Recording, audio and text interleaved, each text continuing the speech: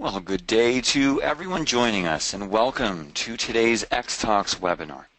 Today's talk is entitled Necessity is the Mother of Invention, the Impetus for Observational Research in Orphan Drug Development. My name is Andrew Jordan and I'll be your X-Talks host for today. Now today's webinar will run for approximately 60 minutes and this presentation includes a Q&A session with our speakers. Now this webinar is designed to be interactive and webinars work best when you're involved. So please feel free to submit questions and comments for our speakers throughout the presentation using the questions chat box, and we'll try to attend to your questions during the Q&A session. Now this chat box is located in the control panel on the right hand side of your screen. And if you require any assistance, please contact me at any time by sending a message using that chat panel. And at this time, all participants are in a listen-only mode. And please note that this event will be recorded and made available to you for a future download. And a big thanks to Worldwide Clinical Trials who helped develop the content for this webinar. Worldwide Clinical Trials employs more than 1,400 professionals around the world, with offices in North and South America, Eastern and Western Europe, Russia, and Asia. One of the world's leading full-service CROs, Worldwide partners with sponsors in the pharmaceutical and biotechnology industries to deliver fully integrated clinical development and bioanalytical services, extending from first-in-human through phase 4 studies. Grounded in medicine and science, they help sponsors move from medical discovery into clinical development and commercialization across a range of therapeutic areas, including rare diseases, neuroscience, cardiovascular diseases, and immune-mediated inflammatory disorders. For more information, please visit worldwide.com. All right, well, I'd like to now introduce our speakers for today's webinar. We'll hear first from Dr. Michael Murphy. He's Chief Medical and Scientific Officer at Worldwide Clinical Trials. We'll next hear from Barbara Zupancic, who's Director, Global Patient Recruitment and Retention. She'll be followed by Lorna Graham. She's Associate Director of Project Management Evidence. And finally, Josie Measures is Vice President, Biostatistical Operations, and we'll hear from her last. And now, it's with my pleasure to hand the microphone over to our first speaker for today, and that's Dr. Michael Murphy. Dr. Murphy. Thank you so much, Andrew. What an exciting time for all of us in orphan disease research. And indeed, the topic for today's presentation was prompted by an emerging trend within this particular area. On the agenda slide, we think, next slide please, we think we've highlighted some of the more important aspects. We hope it's informative and interesting. My job is to tell you the why of it. Why this topic? Why now? Barbara, in turn, will talk about new perspectives and patient-centered recruitment and care. Always good to begin with the patient and family and kind of work out from there. Lorna will tell us how to make this happen. How do we implement the various methodologies that do exist? And what has been the experience at WCT when we've attempted to do this in other therapeutic areas? And then Josie Measures will talk about some statistical considerations and observational studies. From my point of view, she speaks to where we're headed and what we might do in some of the innovative techniques and applications that people have voiced. But I'll begin on the next slide by simply giving you the mosaic here. What is the impetus for observational studies? Well, it is in part driven by a very large phenomenon in R&D, which is illustrated by this slide. Such a matrix, such complexity. Very diverse stakeholders currently impact research and development activities at virtually all phases of product evaluation and commercialization. Each of these stakeholders has a question of merit that either dictates market registration, new insights into clinical trial methodology, or some component of adoption, formulary placement, and reimbursement, and ultimately patient access. All of these perspectives have merit, all require data that is accrued across the continuum of clinical development from first in human to post-marketing. Now, although the sentiments can frequently be perceived as in conflict, addressing these needs represents an opportunity for innovation in clinical research. And so there are many solutions, and we're going to illustrate a few in the next two slides. Next slide, please. Now, there are many applications for interventional studies. Those of you that work in the vineyard will recognize some of the designs I've attempted to illustrate on the left-hand side of this slide. Parallel group designs, crossover designs, factorial, delayed start designs, enrichment maneuvers, all a part of the armamentarium of a clinical trialist. In aggregate, in the orphan disease space, they exist to do basically only two things: minimize the sample and maximize the number of patients on treatment. We can attempt to minimize the sample size through adaptive randomization, of which there are a number of permutations. Maybe we could do longer trials with more events per patient. Interesting discussions ongoing in heart failure as an example in that regard. Risk stratification always key.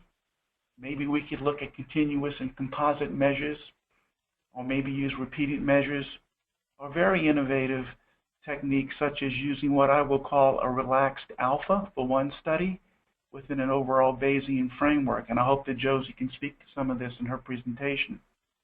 So getting as few people into the program while we're evaluating product is usually one of the objectives of these designs. We also want to maximize treatment, the number of individuals actually receiving product during the registration program. Everyone's familiar with parallel group designs, crossovers into many permutations, factorial designs, N-of-1 studies, interesting ideas, which seems to have gained some traction recently, delayed start designs with randomized placebo components, stepped wedge designs, which help you, that's that middle one on the right-hand side, which tend to give you a temporal view of time trend analyses, things such as that, randomized withdrawal. Lots of arrows in the quiver. But yet on the next slide, we see there are other opportunities. There are other arrows we can pull out of that quiver when we have responsibility for product development. From cross-sectional studies to retrospective and prospective cohort designs, nested case-controlled studies, to the gold standard, of course, of randomized controlled studies. Observational research leads us through a continuum of hypothesis generation through hypothesis testing. The point of this particular slide is that each of these approaches has a propriety. It has a utility in answering questions of our diverse audience. Rather than an either-or, it adds to the portfolio, to the armamentarium, for those of us who are responsible for product evaluation and development. But what indeed are the questions that can be addressed? And on the next slide, we'll give you a few examples. Well, perhaps there is utility to inform protocol design. Particularly in orphan disease research, diagnostics might be uncertain. The various performance properties of many of the assessments maybe have not been clarified. An observational approach might help inform the actual design of the study. Or, as has been most recently demonstrated, perhaps an observational approach would complement traditional interventional studies as a component of a submission strategy, recognizing, as we all do, the inherent limitations in that particular approach. Or maybe the third one, importantly, given the occasional inordinate impact of product introduction on a system of healthcare, perhaps these studies can be used to help shape decisions regarding formulary placement and reimbursement. Now, the objectives are quite diverse, ranging from defining the natural history of the disease and estimating the burden of disease from different perspectives, treatment pathways, how did you arrive at the current treatment, and where have the handoffs been in terms of healthcare providers, the propensity for one treatment versus the other in an off-label versus on-label approach, thus greatly expanding the impact of product introduction, and most notably, the presence or absence of comparative effectiveness data when there are more than one modality that might be considered. The little avatar, by the way, in the lower left-hand side of your slide, holding that Swiss cheese product development template, as many of us can certainly attest to, it represents the reaction that many of us have had when we've looked at a strategic program of development that at first blush seemed to be so adequate and complete, but with more consideration, it did indeed have a number of gaps in coverage. So for today's presentation on the next slide, we're going to try to answer a few questions. Similar to the starting point for any protocol design discussion, what are the questions specifically amenable to observational methods? And importantly, for whom are these data? When all of us begin protocol design discussion, I know my first question is, who are we writing the protocol for? What is the aggregate collection of data supposed to influence? Who's asking the question? What are the questions? Barbara will discuss particularly our research, how research and development efforts in orphan diseases are shaping patient, family, and payer expectations. Lorna will talk about the options and the challenges that she's had particularly with implementing these approaches in various settings. And Josie will talk about opportunities. I like the opportunities here more than anything else. Yes, there are limitations, but the notion of using observational research as a standalone study or maybe integrated with interventional trials. Andrew, what I want to do now is maybe ask some of the audiences their experiences at this point before we go to Barbara. Do we have the first polling question? We do, and that's appearing on audience members' screens. Thank you, Dr. Murphy. Are you or your organization engaged in orphan disease research? This is the first of 3 polling questions we have for you today, and you can vote on these in real time by clicking on your any of the options there. Options for this question, simply yes or no. Most of you have voted on this question, so thanks for doing that. We'll close polling to this first polling question and take a look at the results. Looks like 70% of you said yes and 30% of you said no, so thank you for voting on that first polling question. We've got another one back to back here for you. Are you employing observational research methodology as a component of an orphan disease drug development program? And this time your options are yes, no, or no, but under consideration. And again, you can vote on this in real time by clicking on the options on your screen. I encourage you to do so. Are you employing observational research methodology as a component of an orphan disease drug development program? Again, most of you have voted on that. Thank you for doing so. We'll close polling now and share the results with everyone. 45% of you said yes, 34% of you saying no, and 21% of you saying no, but under consideration. And Dr. Murphy, if you have some comments on that, great. Otherwise, we'll hear from Barbara Zupancic. Beautiful. It pretty much defines where the field is. It's questioning, it's curious, it's exploring innovative options. Very exciting. Barbara, if you could now tell us about patient and family perspectives, please. I sure can. Thank you so much, Dr. Murphy. To date, patient input is generally sought late in the drug development process. In rare disease, close proactive partnering and patient engagement begins way before. Clinical research volunteers are the ones who benefit from the new medical treatments, but we must remember that they also bear most of the risk. Therefore, it goes without saying that their perspectives, thoughts, and the value of medical treatments, such as their willingness to pursue more aggressive medical treatments perhaps earlier in their disease, or the trade-offs that they're willing to make in their medical treatments, should and must be at the center of medical decision-making. So what does patient-focused mean? We hear the word patient centricity a lot, but it means different things to different people, I've discovered.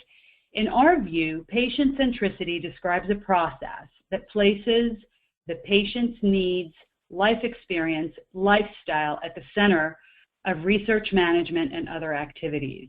It involves patients, or as I like to call them, volunteers or even collaborators, playing a central role and actively partnering with healthcare professionals to improve the safety and success of healthcare delivery and outcomes. In our line of work, we conduct patient insights to better understand the patient's everyday life and how their disease affects them. How will infusions, biopsies, a walk test affect them, for example? We look at the family and caregiver and see how they're affected. For me, this is essential in recruitment and retention planning and patient engagement strategy. For others, it is essential to optimization as well as study design and execution. We liaise with patient groups, which represent multiple patient voices and are very central to rare disease. We do this by speaking with patient groups, advocates, advocacy groups, advisory boards. Similarly, there are generally a handful of experts treating patients for rare disease, and we engage them, so they would be key opinion leaders, and they are crucial in the rare disease space. Rare disease patients are generally very active and very knowledgeable and motivated to find a cure for their disease. I'll highlight 3 takeaways that are specific to rare disease. And the first one is the patient voice. The patient voice is a powerful driver in rare disease research. To really understand rare disease, we must listen to the stories, the challenges, the complexities surrounding rare disease patients. I'm going to follow with a quick excerpt, which is taken from an excellent Croatian documentary on rare disease called Day by Day. It starts with an 18-year-old patient.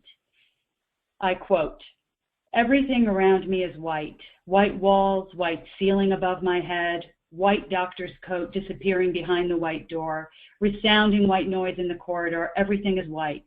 My fear is also white. Another hospital morning here. The babies are screaming in the neighboring rooms. The nurses are running through the corridors preparing rounds. I smell freshly made coffee, but the smell of drugs is stronger. The sound of the machine pumps pumping drugs directly into my heart makes me feel queasy, but I can't move because my neck is completely stiff. I'm Leo," he states, "and I'm 18 years old and have a rare and incurable disease. I was born with it, and because of this disease, I will not live to an old age. How to go on? With a smile on my face day by day." This goes to show other patients, some who look healthy on the outside, describing their disease and what their everyday struggle is like. Some can't walk, some can only drink through a straw, and all of them have to combat various related complications. We learn that each month one of them visits an orthopedic specialist, a wound care specialist, a pain management specialist, and numerous other healthcare providers. This particular patient describes her situation like this. "It's like The Walking Dead," she says, "living life through the motions. My body is failing me." So these types of stories must be at the center of any strategy that we create in rare disease. The next point I'd like to make is we truly must understand the role of the caregiver. Sometimes we forget that caregivers play a critical role and have unique perspectives on diseases that their loved ones are battling. Here's a quote from Lori Weiner, PhD, from the National Cancer Institute, where she addresses the significant stress that the caregivers face. From the time a serious illness is suspected, there is disruption in daily routines and family life, changing caregiver or spousal roles, threats to employment, financial strain, and emotional challenges, all while having to continue for non-ill family members and managing their responsibilities. So we need to understand the perspective of both the patient and the caregiver and how this will affect the treatment and their participation, potential participation in a clinical trial. The third point I'd like to make is rare diseases are a community. Here's a good example of patients sharing their diagnoses and connecting with one another. They're all in a similar situation. Mike Pora founded something called The Mighty, and this is a website about rare diseases and disabilities. By focusing on people rather than on their conditions, he has helped build rare disease communities connecting people all over the world. One of the website's stories highlights a woman named Jean. She was misdiagnosed with spastic diplopia as a child. It wasn't until later in life that she visited a new specialist and learned that she actually didn't have that disease, rather a different one. When treated for it, she no longer needed the wheelchair she had been confined to for so many years. One pill completely changed the way she lived and significantly improved her life.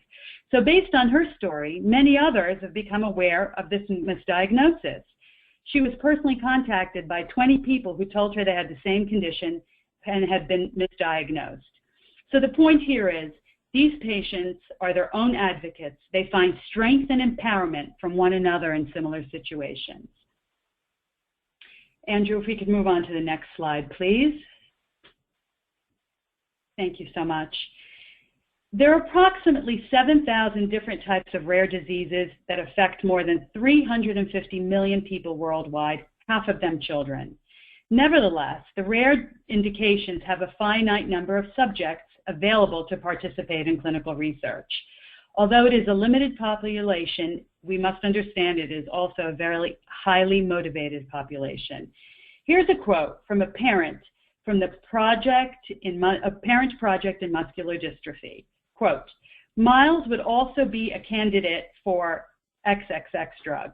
We are ready to go wherever and whenever we need to get it for him. We would drop our jobs, sell our house, move to another country, because we know what will happen if he doesn't get the medication. We know it's terrible. We know every passing day is a closed door. And we're just like all the parents with kids in this position. Here they're begging the FDA to make the drug available quickly for their son." And I'll talk more about patient groups and advocacy and regulatory in my slides in a few moments. So our goal is to minimize the burden placed on patients and families. Unlike recruiting adults into trials, recruiting children into clinical trials is a little bit more complex, and it needs to take into consideration the parents, family, and how far they need to travel to sites, time off from school, from work, perhaps overnight stays, blood draws. I'll note here that rare disease patients, as I mentioned earlier, are willing to travel to the other side of the globe for a research study, and we've worked in such studies. And we accommodate them. We have concierge services that help with flight, travel, hotel arrangements, meal stipends, etc. Additionally, we also provide home visits where appropriate to lessen the number of scheduled site visits and minimize the burden of patients having to get assessments at the site. In a recent pediatric study, we provided kits with coloring books, small held hand video games to entertain them during their infusion and monitoring, which was like 2 hours long. We sometimes provide iPads also to patients to keep them entertained, and we can load disease information, study information, games, all kinds of stuff on those iPads. So here are just a few considerations. Recruitment success is highly dependent on site selection. Engagement of key opinion leaders is vital. Feasibility is still driven by sites with the best patient access. The study goes where the patients are. Advocacy group involvement is critical. I was going to go into each of these points, but I don't think we're going to have time. So I would be very happy to follow up with anybody later about any of the points that I just made. If we could move on then now, please, to the next slide. And this is just it's a busy slide, but it kind of gives you a nice overview of all of the different tactics we use in my group with inpatient recruitment. So patient recruitment and retention in rare disease involves a multifaceted approach. We engage sites, clinics, physicians, and we help them optimize recruitment best practices at their sites. We also are able to create static and live websites that are linked to social and digital assets. We link with advocacy by listing in clinical trial section of advocacy websites where they allow us. We connect via social media, mainly Facebook. We connect through blogs and forums, patients who blog about their disease, and caregivers. Advocacy groups and patient communities exist for most rare disease indications, and many have a strong online presence. Relationships with advocacy groups are encouraged to ensure study information is made available to potential patients who are members of these groups. Patients can have valuable input as early as protocol development because only they truly understand what living with their disease is like. Engaging with these groups early to ensures that the study is positioned correctly. And there are numerous ways to engage. Some of them, most successful ones, include engaging KOLs and reaching out to physician colleagues through lunch and learns presentations, for example, or introducing the study at grand rounds, connecting with patient communities and advocacy groups, developing a study-specific website and posting on these groups, attending disease walks and fairs, and distributing study brochures, advertising on social media, and paid search and social ads. With reference to working with referring physicians, we sometimes employ the hub and spoke model, and I know that Dr. Murphy's spoken about this elsewhere, but basically we obtain referred patients from physicians in relative proximity to study centers, and this is called the hub and spoke model, and it engages investigators. So the investigator is the hub, and the spokes would be then the other physicians, the referring physicians. And a second similar model incorporates spokes where they actually become sub-investigators on the study. So if we can move on to the next slide, please. I really would like to just briefly touch on the value of observational research and how it complements interventional research and may answer questions relative to patients' families and advocacy groups.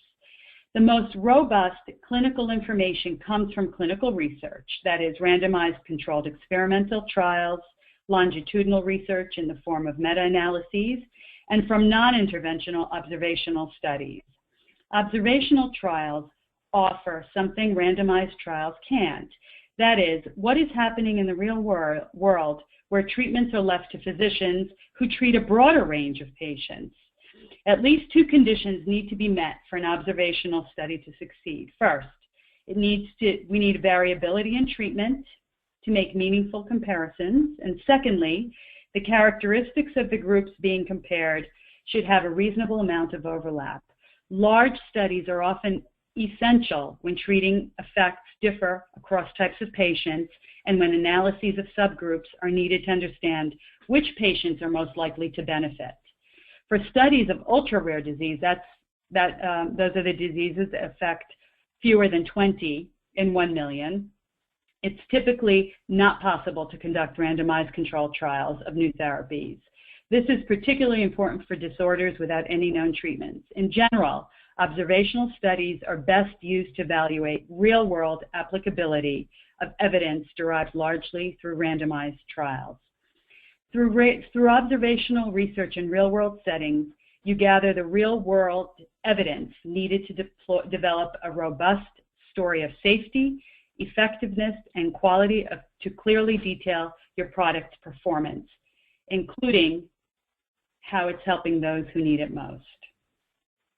And for my last and final slide,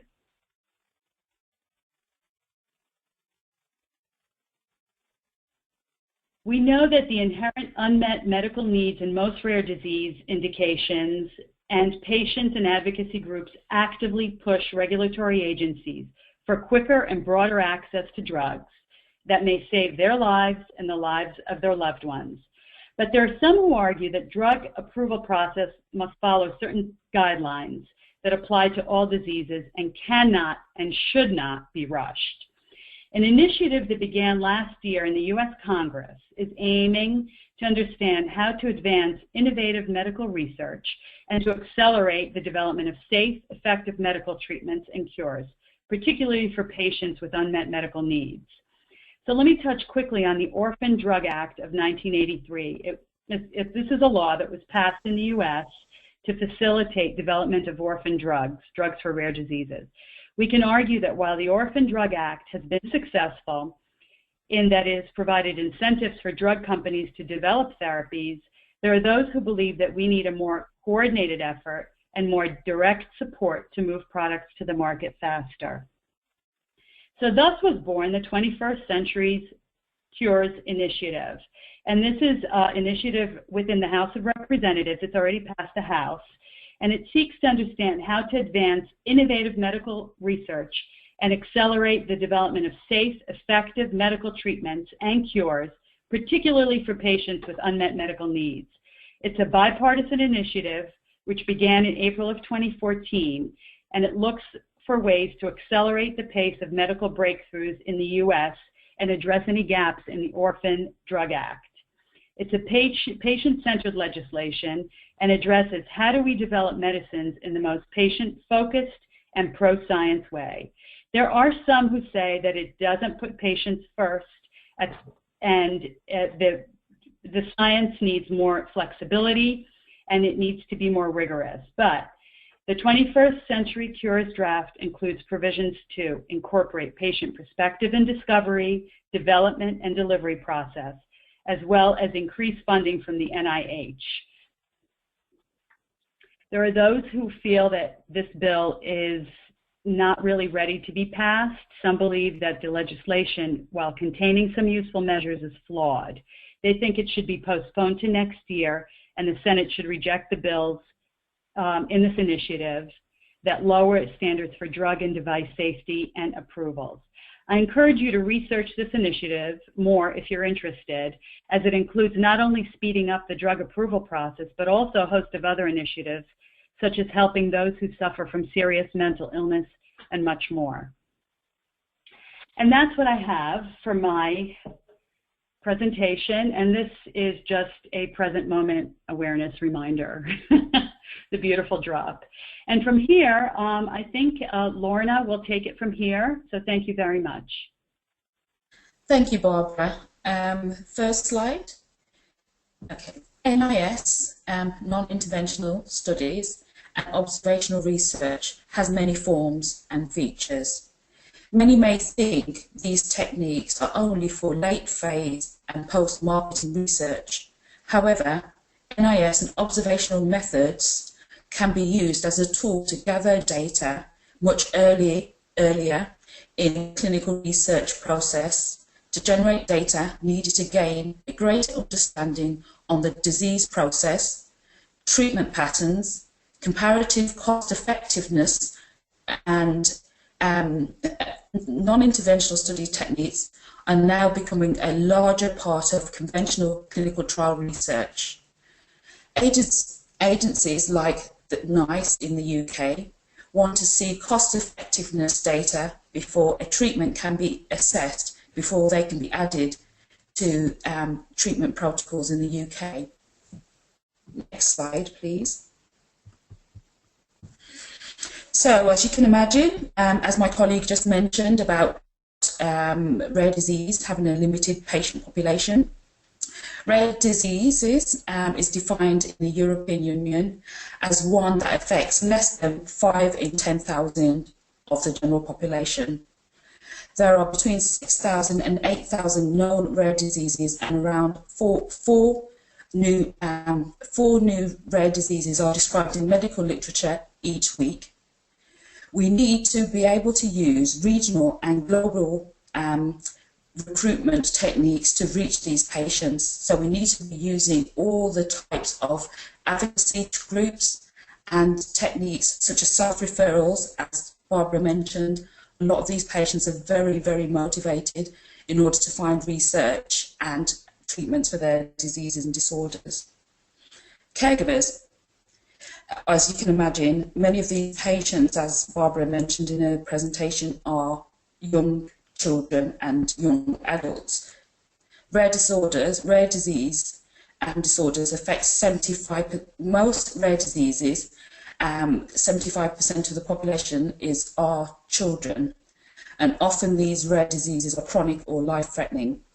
So having the caregiver involved in the research process and involved in the follow-up of the young people is very critical to the success of any research in the rare disease area. And within rare disease areas, you have subgroups within the rare disease area. And as you can imagine, 80% of rare disease have a genetic component. Rare diseases can be single gene multifactorial, chromosomal or non-genetic. Pheno and genotypes may vary within the disease, making outcome comparisons challenging when comparing treatment, health units and benefits. And then there's the other main feature here as well, the lack of data sharing and transparency. So working together with organisations and other CROs and pharmaceutical biotech companies will improve the knowledge of rare diseases, the disease course, treatment pathways, disorder symptoms, and the time from first symptom to diagnosis. Because in many cases, rare diseases are misdiagnosed. Next slide. Due to the challenges of collecting data, we need to look at tools to be able to engage patients long term. These tools must be considered with the end user in mind and suitable for use. Things to consider are ease of use, burden of administration on sites, i.e. we could use call centres, and we have used call centres. This reduces the burden at the site and also provides the personal touch to the patients. And also when you're actually designing the protocol and the CRF, to include in that form a space for the caregivers to be able to be involved in collection of data. In many cases, just from experience that we have at WCT, if the patient isn't available, it's quite valuable to actually collect information from the caregiver themselves. They can actually provide a lot of information that's valuable for this type of research.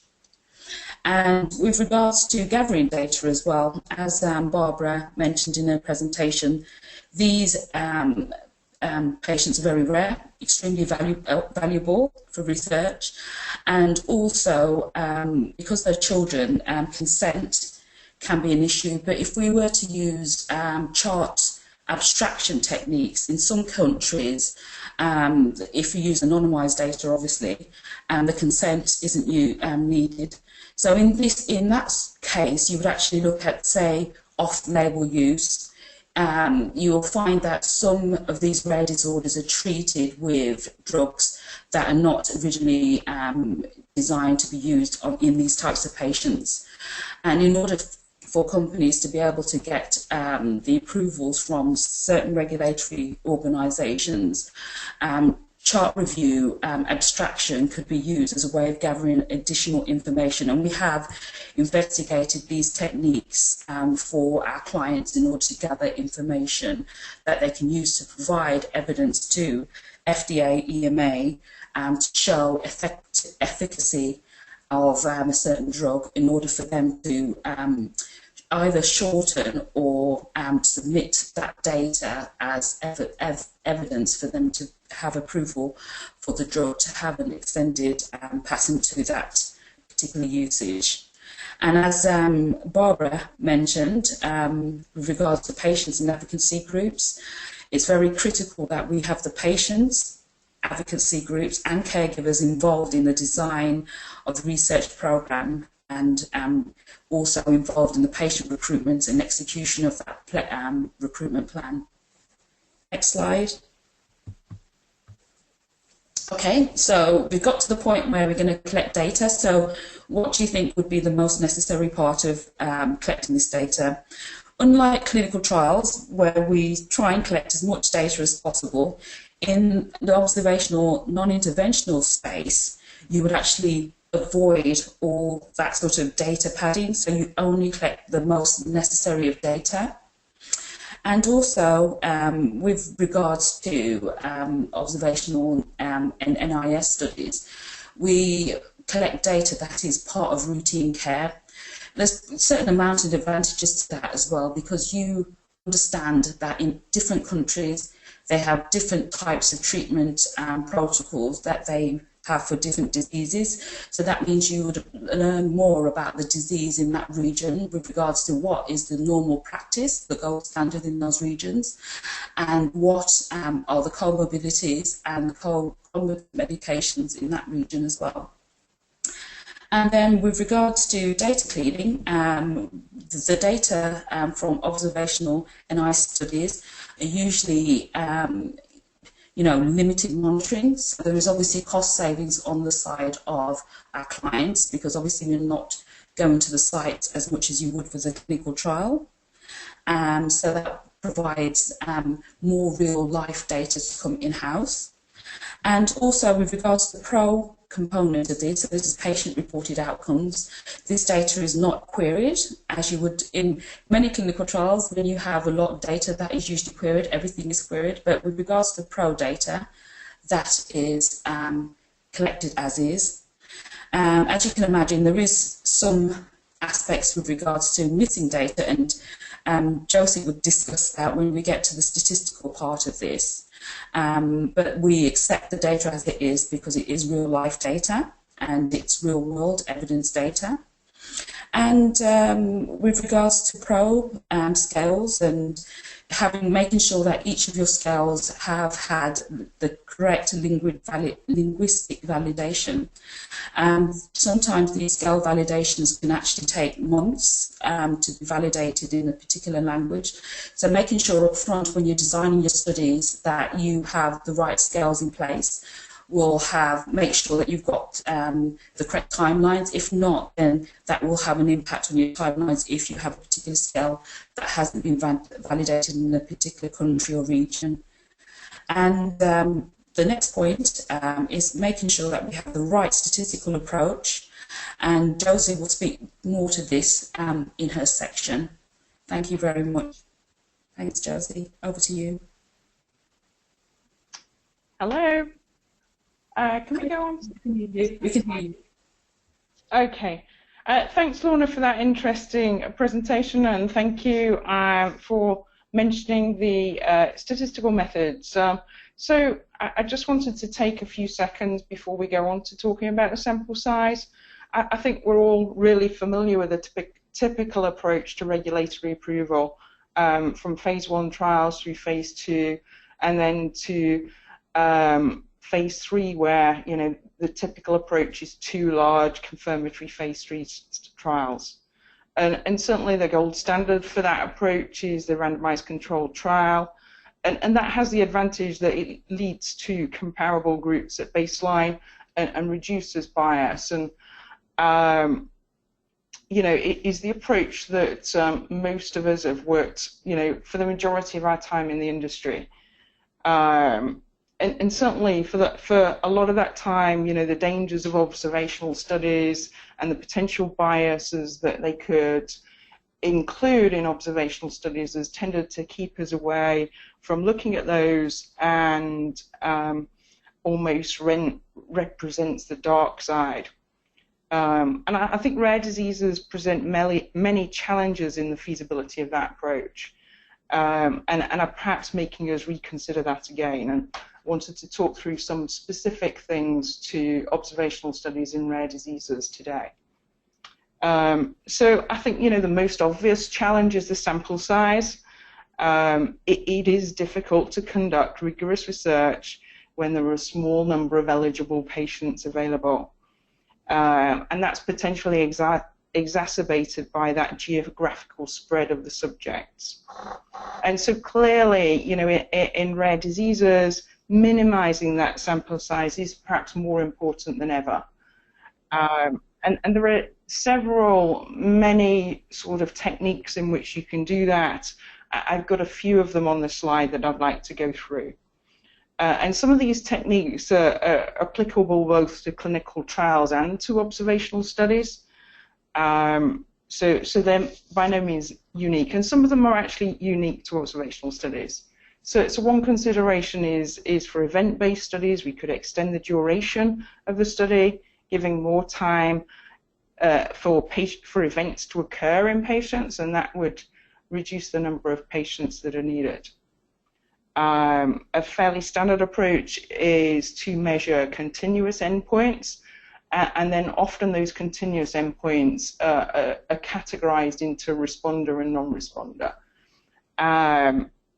Certainly in terms of statistical efficiency, it is a lot more efficient to use the continuous endpoints. in their original form, and there's a lot more power to the analyses that you would get from those, and therefore you'd need smaller sample sizes. Using surrogate endpoints as biomarkers for clinical endpoints is a really good way of reducing the number of patients. Sometimes those surrogate endpoints, particularly in rare diseases where there's less knowledge, maybe new surrogate endpoints, in which case they would need to be validated, and that can sometimes be difficult, and especially difficult again where that natural history is unknown. However, they can enhance that statistical power significantly, as very few patients may experience the event or the hard endpoint of interest within a specific time frame, but nearly all will have the measured biomarker. Mike alluded to earlier that we could look at changing the assumptions about the significance level.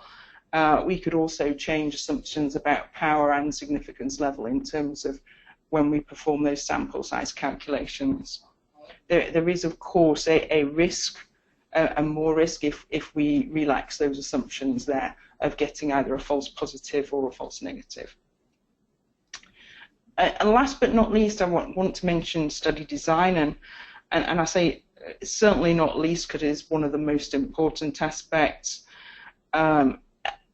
Choosing the most appropriate study design to reduce those sample size, to reduce the required number of patients is really important. Within randomized clinical trials, one of the key approaches is to use a crossover design, and in this design, a patient effectively acts as their own control. There are well-known limitations to using that design, but that's certainly a possibility. There are also some similar types of design where a patient acts as their own control within observational studies. Another example of study designs that can reduce the sample size would be case control designs, where cases are selected and controls are sampled.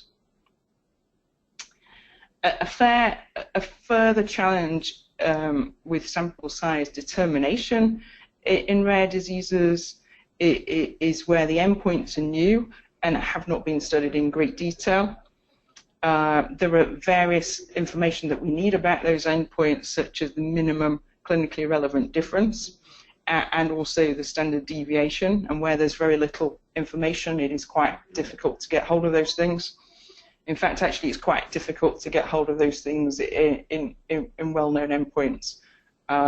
So that is an additional challenge in terms of determining the actual sample size calculation.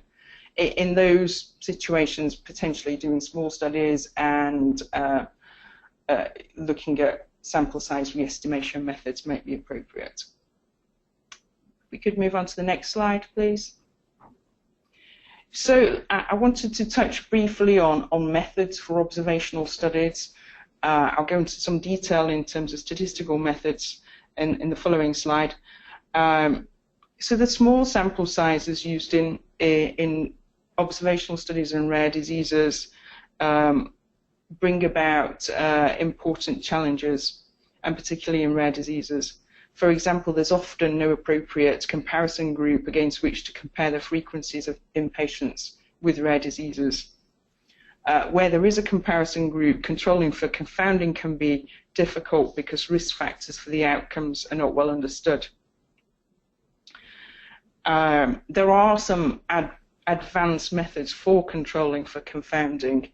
However, where those risk factors are not well understood, that's actually quite difficult to deal with.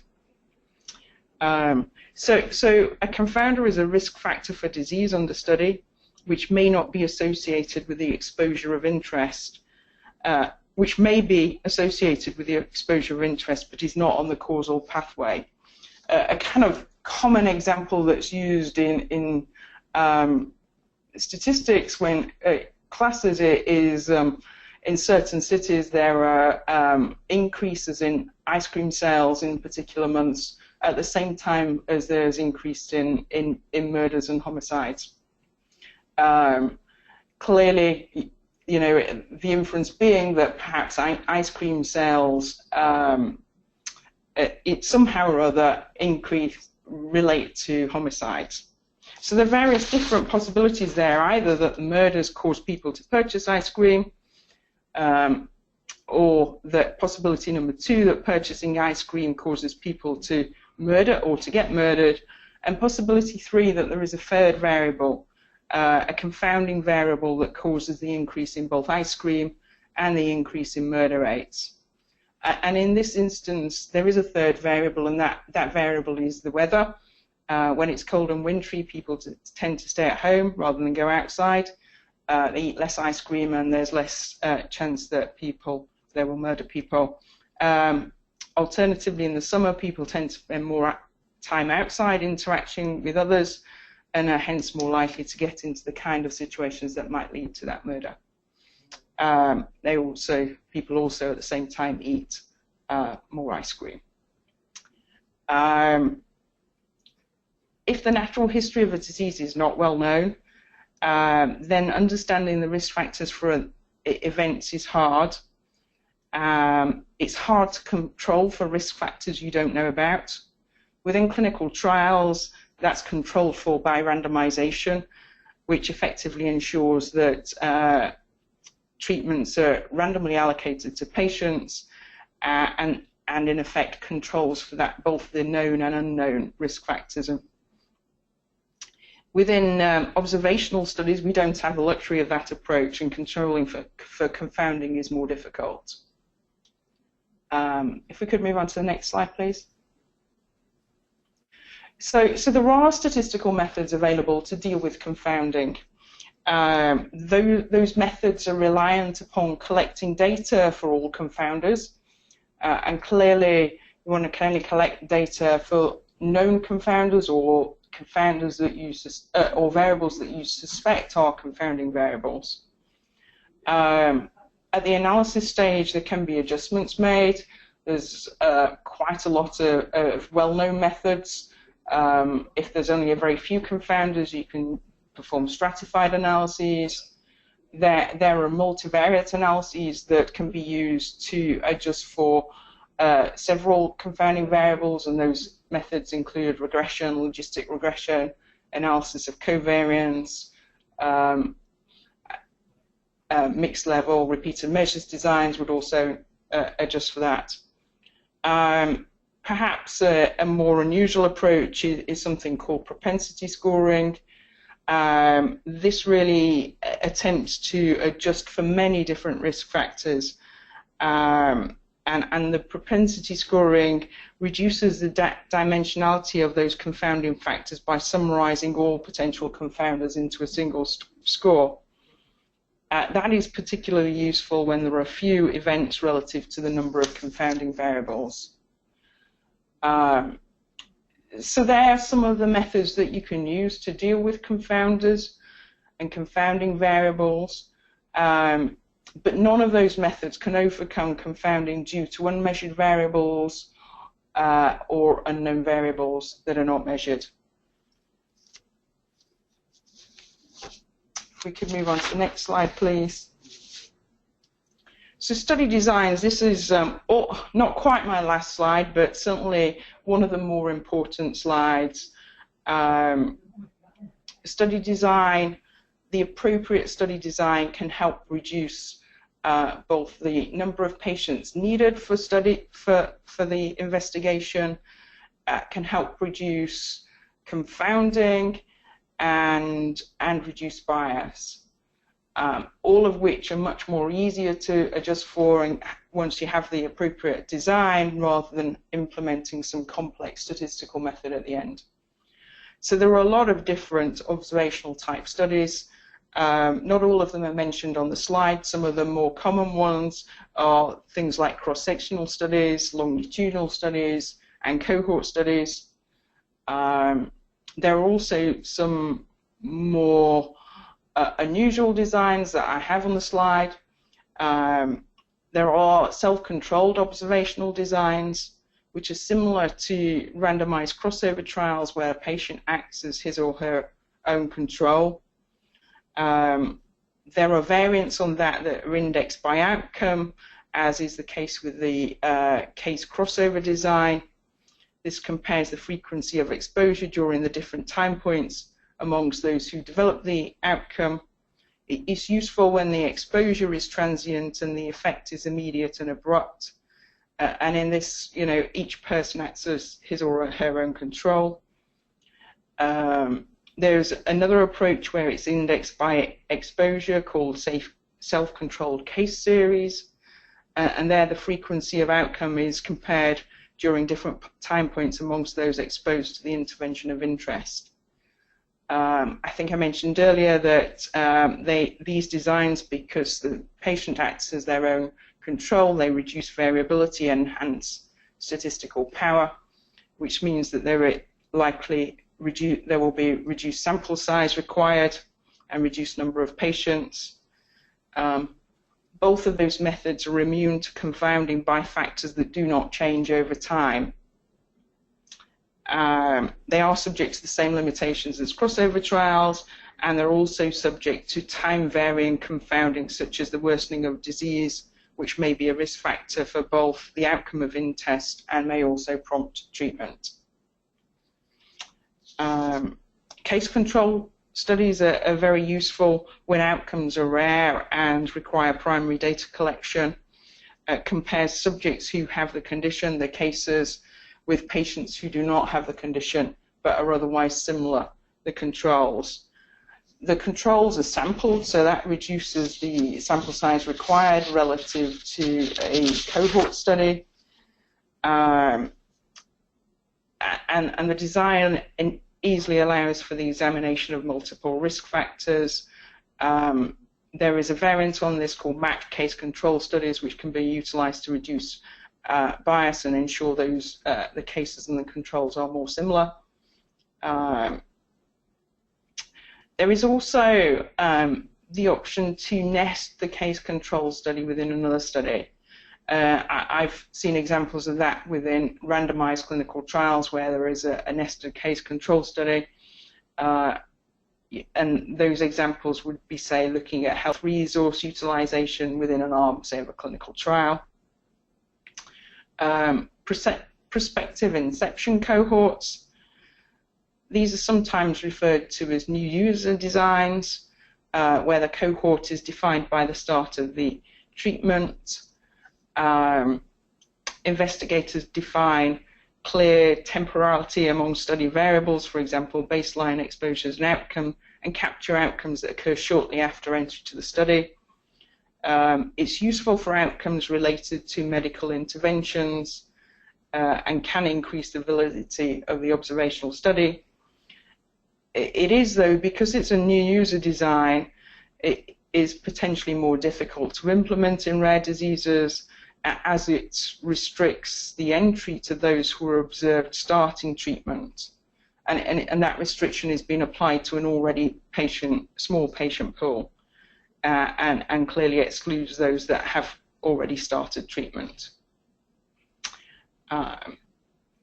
Just returning to my theme from the start of this slide, the choice of the appropriate study design is just really important, and some of the biases that could be avoided by choosing the appropriate design. Potentially the sample sizes could be smaller by choosing an appropriate design, and I think it's really important to look at all the different designs and assess which is the most appropriate, rather than relying on potentially complex statistical methodology. It's much more efficient to have a good design and a simple analysis than to have a poor design and try and adjust for things. If we move just on to my last slide, I want to look at a particular type of observational study where you use historical controls. And I think there's really two critical reasons for looking at those historical controls in orphan diseases. In the past, a single-arm historical control study has sometimes been used as a basis for approval, if that natural history is well defined, so that's a clear incentive to look at using that type of study in the appropriate circumstance. And the other reason is really to get a good understanding of that natural history so that you can design either good observational studies or good clinical trials. Helps understand that natural history and the risk factors that need to be investigated as part of those studies. In doing that, we need to be aware that the randomized clinical trial is the gold standard for a reason. It goes a long way to reducing and minimizing bias in the study and in the treatment allocations and in the way things are assessed. So the results from that randomized clinical trial are always less favorable than using, say, a historical control. And last but not least, it's not always possible to adjust for the difference. So in summary, there are many reasons why we should consider observational studies instead of the randomized control trials, but we really do need to take great care and consider all the options and the implications of doing that.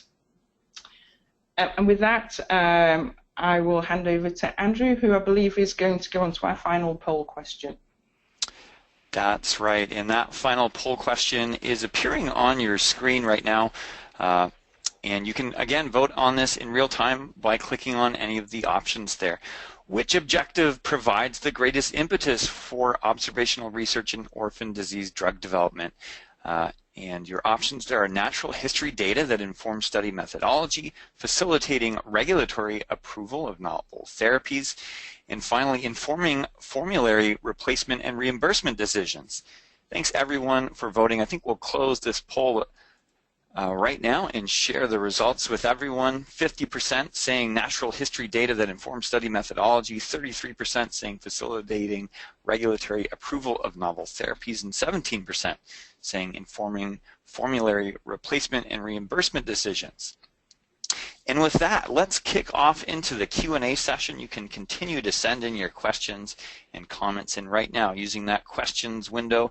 For this, of course, is the Q&A portion of the webinar. And we've already received a number of questions here, so let's get started. Our first question. The term patient-focused drug development is frequently encountered in clinical research. What are the practical considerations associated with developing a team with that orientation? So I'll leave that question open to the floor, whoever would like to answer.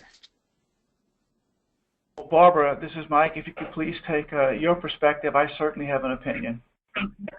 Yes, thank you so much. I was going to say, let me start, and then Dr. Murphy can follow.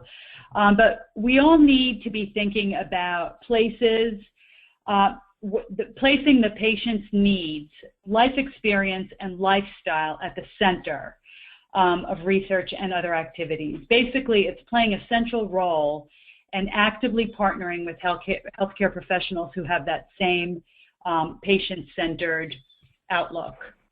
And I'll let Dr. Murphy continue. I think it's crucial in orphan disease research. We can read the literature and understand the disease, but unless you're treating patients or experiencing the management of these patients as a family, one does not understand the illness. It's the illness we need to appreciate. I think it has a very practical point as well. Data suggests you do influence regulatory sentiment. By having this orientation, you certainly can accrue research funding by having a patient-centered approach. Speaking personally, we get much more informed protocol designs and, frankly, much more meaningful clinical endpoints. The impediment to introducing this approach, although it's frequently voiced, my experience has been is not as frequently implemented. It varies a great deal by therapeutic area, by phase of research, and by institutional, reluctance. So it's a work in progress. I do think it is the future of drug development, probably in general, but certainly in the orphan disease space. Great. Well, thank you both for that. We have gone over time today, so I think we'll need to cut this Q&A period a little short today. But thank you very much for your answers today. If you do have any further questions, however, you can address them to Lynn Ledwith. You can email her at lynnledwith@worldwide.com, and I encourage you to do so. And if we weren't able to attend to your questions today, the team at Worldwide Clinical Trials may try to follow up with you after the webinar. And thank you everyone for participating in today's conference. You'll be receiving a follow-up email with access to the recorded archive for this event, and a survey window will be popping up on your screen. Your participation is appreciated as it'll help us improve our further webinars. Now, I just sent you a link in your chat box. You can say thanks to our speakers via Twitter using that link, so I encourage you to do so. Great presentation today. Dr. Michael Murphy, Barbara Zupancic, Lorna Graham, and Josie Measures. We hope that you found this webinar informative today. Have a great day, everyone.